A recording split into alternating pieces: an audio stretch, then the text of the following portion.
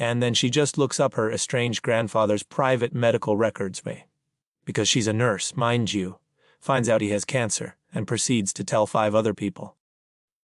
Whoa, whoa, whoa, hold the phone. She did what? That isn't just commitment issues, that's a lawsuit waiting to happen. That's like my bookie reading my therapist's notes. Please, it's Dr. Vance.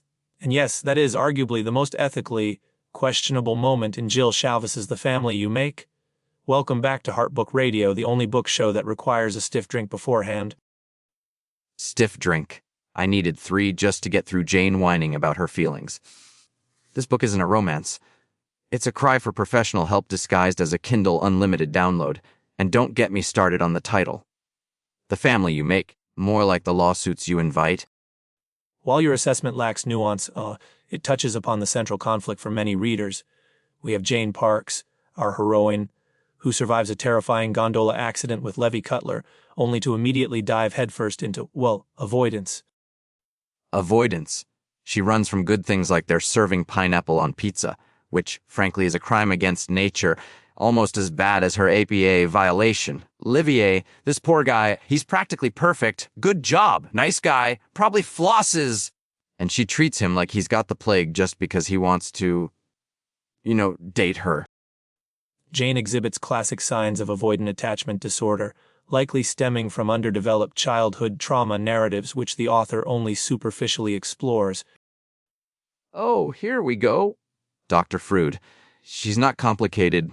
She's annoying. Reviewers called her irritating, and they weren't wrong. It's like dating my ex-wife Brenda all over again. I love you. But I also need space, like the entire state of Nevada. And Levi, he just takes it.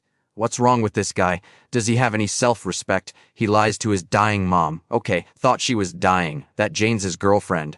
Red flag, buddy. Huge red flag.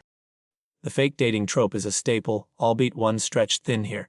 But let's not forget Charlotte, Jane's best friend.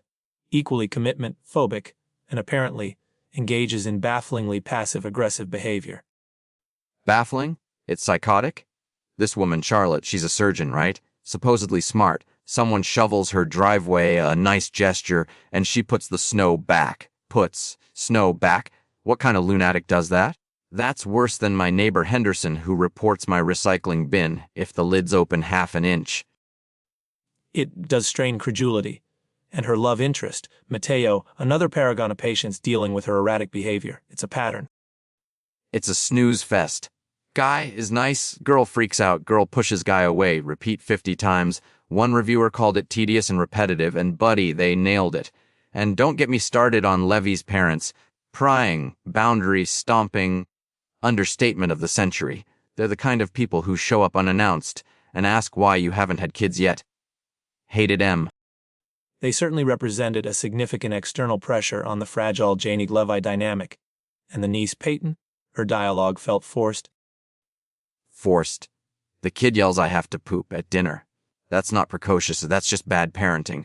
Are we 5 years old here? People hiding under tables, making pee bets. What is this? Kindergarten? Which brings us to the million-dollar question. Beneath the questionable ethics and repetitive angst, is The Family You Make actually any good? Good. Are you concussed? Did you fall off a gondola? This thing is a mess. People online are fighting about it like it's the last donut in the box. You got the 5-star heartwarming perfection crowd. Probably the same people who think inspirational cat posters are high art. Then you got the 1-star crew calling it irritating trash.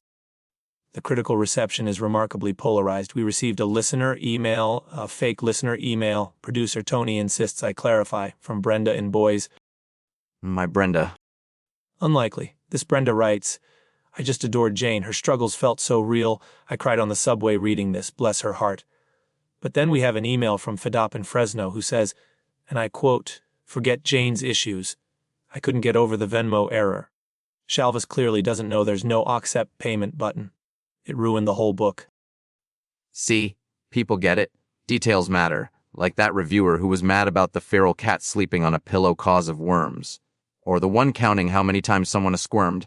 10 times. And don't forget like crack, used 4 times. Is this literature or a drug PSA?